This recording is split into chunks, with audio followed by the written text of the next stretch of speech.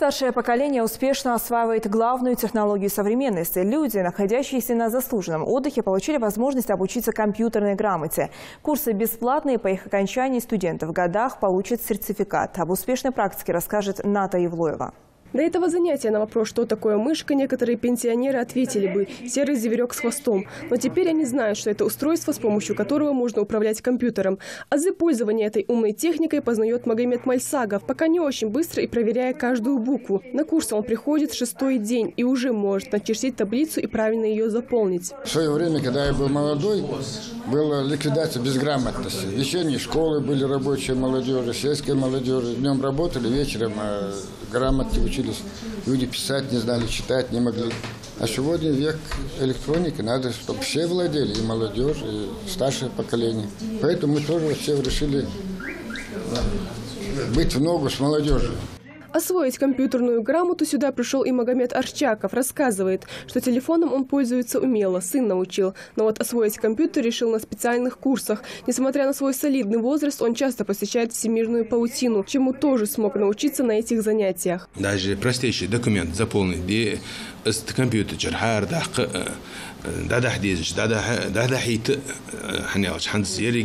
компьютеризированный, услуги государственные тоже через компьютер.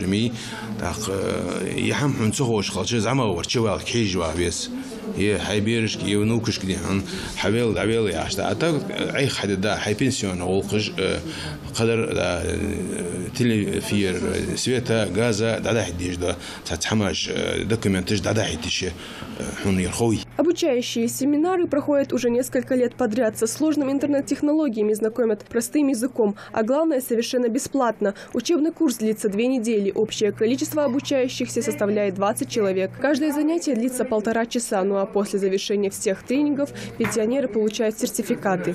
C5, то есть через одну пустую ячейку, мы пишем 45. Занятия проводит Зулейха Ильянова. Она уже обучила немало таких пенсионеров. Среди ее подопечных есть как преуспевающие, так и отстающие. Тем, кто не смог понять тему с первого раза, преподаватель объясняет все индивидуально. Зулейха говорит, что повторять можно сколько угодно, лишь бы ученики освоили материал. Я считаю, что такие занятия необходимы. Почему? Потому что это категория людей, которые работавшие, но это не значит, что они уже не трудоспособны. Они трудоспособны. А поскольку сегодня у нас все целиком и полностью опирается на технику, на компьютеры и на все остальное, поэтому им эти знания необходимы, потому что они могут проявить себя в другой сфере и в другой деятельности. Почему бы и нет?